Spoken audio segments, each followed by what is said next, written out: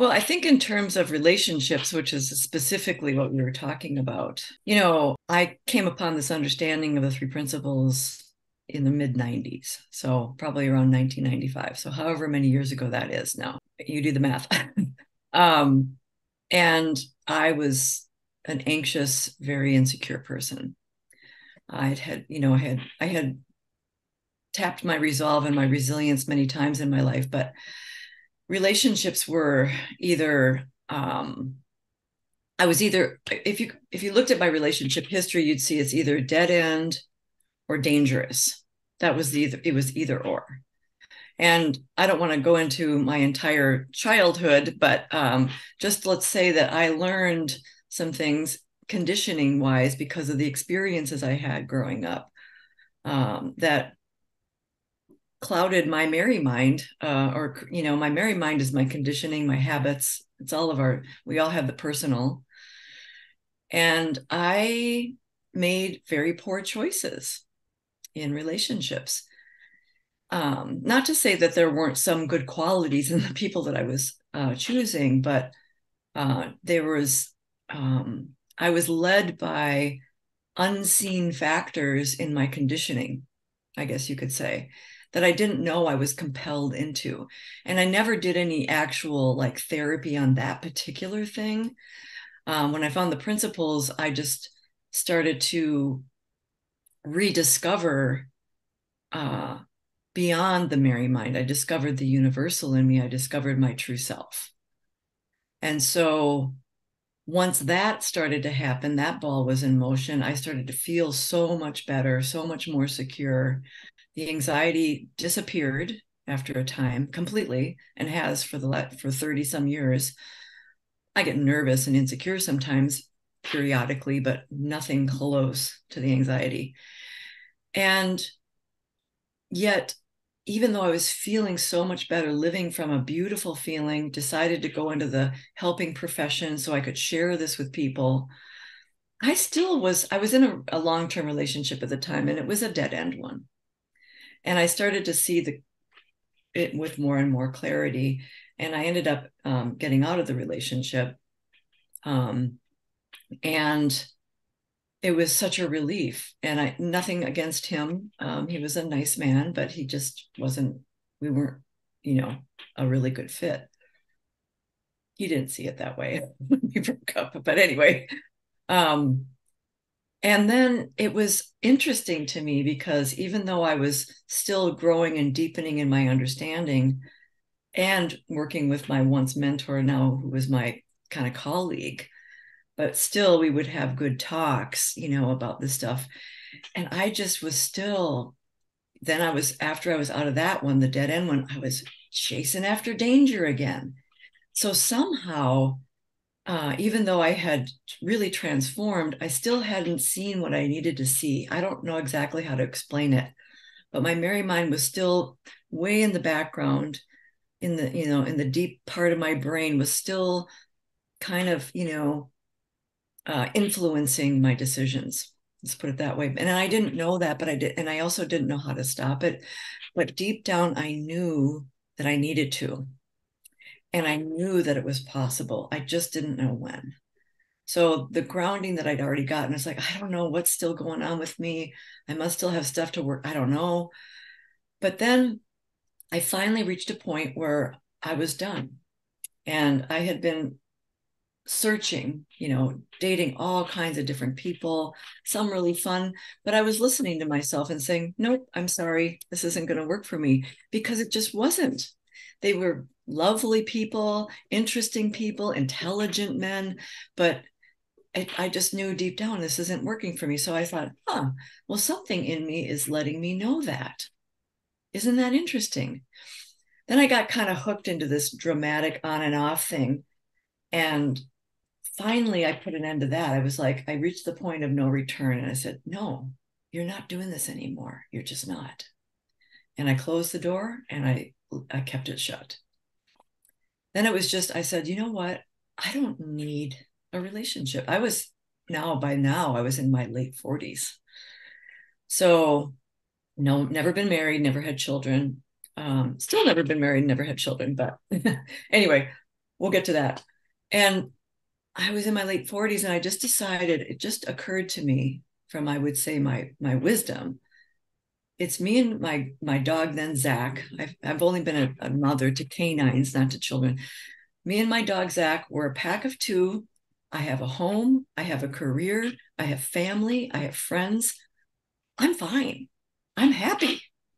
I'm content. So I'm done. I'm done with the pining. I'm done with the searching. I'm just going to live my life. And I did that for a period of time. I couldn't tell you how long. People always ask me. I'm like, I have no idea. I don't have, but it was a while for me. And then one day, I'll never forget this. I was sitting in the basement of the treatment center where I used to do work with people. And I was writing up diagnostic assessments that I used to do. And I remember taking a break and I thought, winter's coming, holidays are coming. I wonder, my friend said that eHarmony was a good thing. So I said, I wouldn't mind having a companion. I don't feel like I need it. I don't feel like I'm pining, but I think it would be nice. I think it would be a nice addition to my life. So I went on eHarmony and I filled out all the stuff. It took a while because it's a long, lengthy process. And the last part of it was must have, can't stand, must have, can't stand, this whole list. And halfway through that, I'm like, I can't do this. I don't even think, who thinks like that? I don't think like that. It's black and white. Who thinks like that? So I aborted the whole thing. It had already taken me like an hour and a half. I aborted the whole thing and I jumped on Match.com and I did their quick little process. I wrote 8 very concise lines and put up a pretty good picture. And the next morning I had 30 emails. And I went, oh boy, this is going to be a part-time job. Long story short, one of the first people that contacted me was a man named Steve. And he was kind of popping up in messaging while I was trying to be very studious. I don't know what my deal is, but if I have a overactive super ego, I'm too conscientious, I don't know. But I was like, I have to reply to everybody, even if I'm going to say no, I have to be polite. Like, it took a lot of time. Anyway, he's trying to get my attention and I'm like, go away, I'm busy. And then this kind of went on and I went on a few dates and a couple of really bad ones. And I had some really bad experiences in the past, which I'm not even going to go into now with the dating sites, but one in particular. But I'm resilient and I bounce back and here I am. And so I'm knowing that here's what I said to myself. I said, here's the deal. After a couple of initial dates, and I'm like, something's off here, Mary. You have to remember to only listen to wisdom. You can't trust this. Remember, you can't trust the Mary mind. You need to listen to wisdom, and you know the feeling of wisdom. It's a green light, or it's a red light, or it's a caution. It's a feeling, and you know that feeling. You have to listen to that and nothing else. So I was like, okay, I'm doing that. I had a little talk with myself, and I said, I'm doing that. Well, as I did that, it was much easier to discern and eliminate the people that were, coming up. And then all of a sudden I was drawn towards Steve again. And I'm looking at his profile, loved his profile. He was funny, intelligent, thoughtful, had these really fun things to say. But his pictures didn't look like what my Mary mind would say is my type. Okay. Not bad pictures, not at all unattractive or anything. It was just Mary mind was like, I don't know if that's your type. And so I'm like, remember, you can't listen to that. You can't listen to that. You can't listen to that. And something kept pulling me toward him and drawing me toward him. Pay attention to this one. Pay attention to this one. Finally, we ended up talking on the phone, emailing back and forth. And it was a long time before we actually got to meet in person because he was traveling a lot for work. We finally did meet in person. I don't even think I should tell this story, but we met in person and we went at a wine bar by my house. He drove an hour down from where he lives to meet me about 7 blocks away from where I live. He didn't know that though, because I didn't tell anybody where I live. I was very cautious about these things. You have to have for safety reasons. And anyway, I pulled up to the parking lot, and in the back, there's these doors, and you can go in the cafe side and walk around into the bar, wine bar side. And I saw somebody walk in who, from the side view, looked like it might be him. And when he turned around, there was a big bald spot in the back of his head. And he turned and looked at me because my headlights were still on, and I turned them off really fast. And then he went in, and I went, oh my goodness. And I had a moment of Mary Mind went, what? Because I'm used to like these long haired kind of hippie sort of dudes. That was just sort of my style, you know? And I'm like, what? Oh my goodness. And I stopped myself and I said, listen here. I just had to talk with myself. I said, listen here. You already really like this man. You have had wonderful conversations, wonderful email exchanges. You know, not that I would have left. I would have never done that just as my person. But I said, you have to get this idea, this is Mary Mind idea, out of your head. You just don't know. So I said, okay. So I went in and we had a lovely evening. We sat there for hours and each of us drank one glass of wine extremely slowly for the whole time. It was like at even intervals. It was really interesting. And we just talked and talked and talked and talked and talked. And I'll cut to the chase now. I still wasn't sure, but I knew I liked him. I knew I liked him. I just didn't know if it was the right, I don't know, like chemistry or appearance, that kind of stuff. We had 2 more dates. And between the second and the third one, I got panicked because I realized the second one, he actually was very chivalrous because I had a car accident on the way home and he was already home and he was going to drive all the way back down to, I was very close to my house. He was going to drive all the way back down like a knight in shining armor and come help me. I'm like, oh no, honey. Or I didn't say honey at that time. I'm like, Steve, I'm 5 blocks from my house. You're an hour north of me. No, I'm fine. It was a very minor thing. I've got it. But I thought, wow, that's different. That is some chivalry. I kind of like that. So anyway, long story short, there was some communication stuff between he was traveling and he wasn't sure if I was interested. So I kind of lost communication with him for a little bit. And then something said, go read his profile again. So I was led to his profile again and I read it and I went, oh my God, this is a gem. This is a gem, a diamond of a human being. Oh my goodness, Mary, do not let this one go. You get on that email and you get in contact with him. So we reconnected and we had one more, when he was back in town, we had one more in-person date. And it was like someone had waved a magic wand before my eyes and he was like the hottest man on the planet. And I was just like, not only did I love him, but I was madly attracted to him. Just took 3 dates. And I was like, and well, it's been 12 years. Let's put it that way. So I hope that wasn't too many details, but it was really interesting how it played out for me. And I think my understanding helped me see, what this is. The conditioning was still there. It was still in my mind, but I knew I had enough sense to say, okay, you don't have to listen to that. Settle that down and listen from that deeper place. Listen for that deeper feeling. That is the truth. And that will lead you in a life in the best, that will lead you to your love. And, yeah. Not that we haven't had our ups and downs, because we can go at it, but we've learned how to do that very diplomatically and kind of in a fun way now. And I just adore him. And now we have a grandbaby together because I'm taking on that role. His son had a baby. And so we don't live together. We're not married, but we are in a really, really good, loving relationship. And it just gets better and better. I think what I've come to understand is that, we are the stuff of life we come from. I don't know how else to explain that. So, when we come into this world, we are that purity, that pure energy of life, which I consider divine energy, nothing to do with religion. And there's that essence of who we are that just is. I can't explain it more than that. It just is. And we're also human beings and biological beings, and our brain gets conditioned. It's just the way it has to be. We have to learn how to get along in this physical world. And some of our conditioning is really useful and some isn't, depending on our experiences. And I had a lot of early experiences with my father that were very harmful.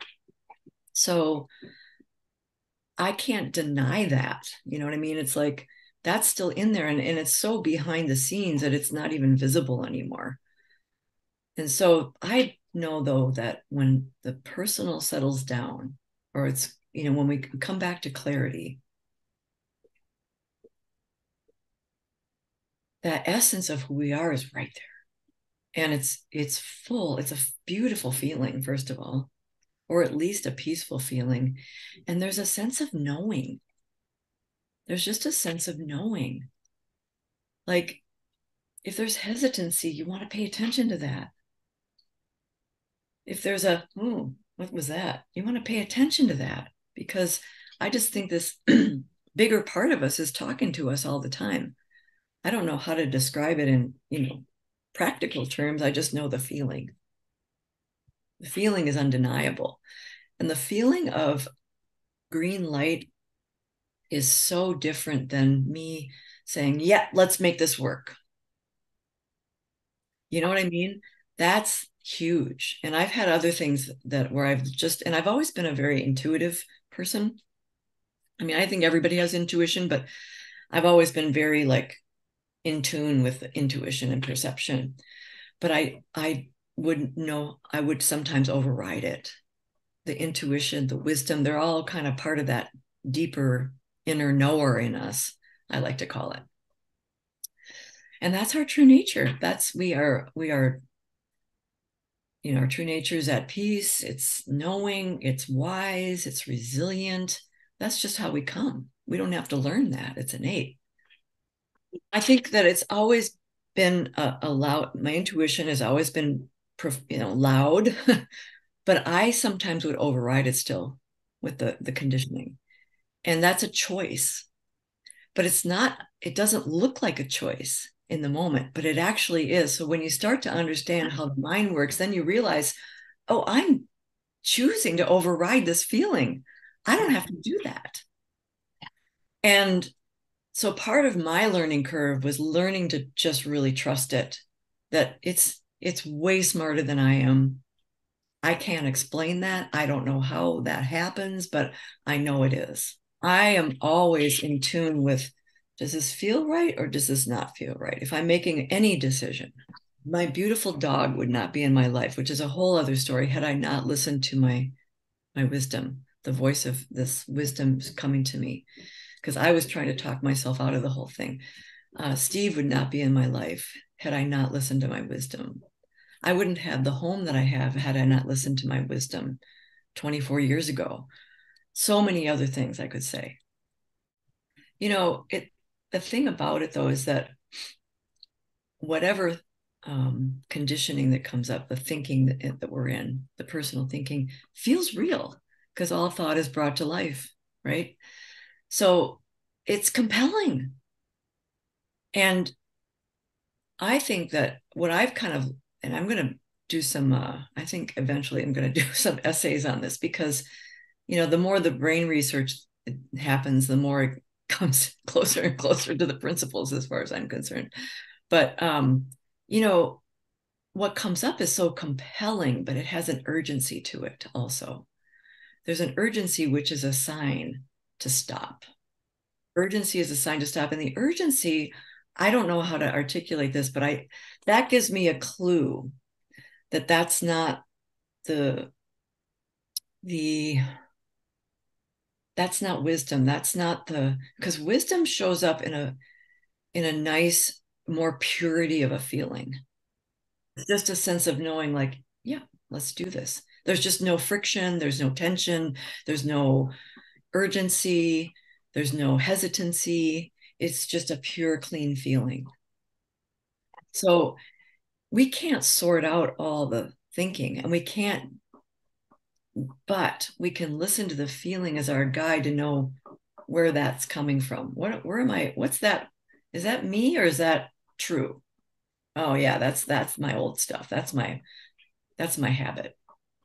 My habit That's my habit would lead me to danger. My habit would lead me to emotional unavailability. My habit would lead me to addicts and alcoholics. I mean, it was just like I was like a magnet, to all these things. And now, and it never worked because, well, of course, it's not going to. But when I finally turned that tune, stopped listening, it's not that it wasn't still trying to come up, but when I stopped listening and I really told myself, you got to listen for that purity of feeling. And then it worked. And then I found my person. And I mean, Lori, I mean, all my life, I had friends who were in marriages or good long relationships, and I was in and out of these. All my friends, had me crying at their doorstep, multiple times because I'm like, oh, it was a big drama all the time in Mary White's life. And I asked my friends who had good relationships, how did you know? And they're like, we just knew. And I'd be like, that's not good enough. I hated that. And then I met Steve, and after 3 dates, I knew. I just knew I needed to pursue it. And then within a few months, 6 months, we were in love. It was just like we knew. And I'm like, oh, that's what, and you don't know until you know, I guess.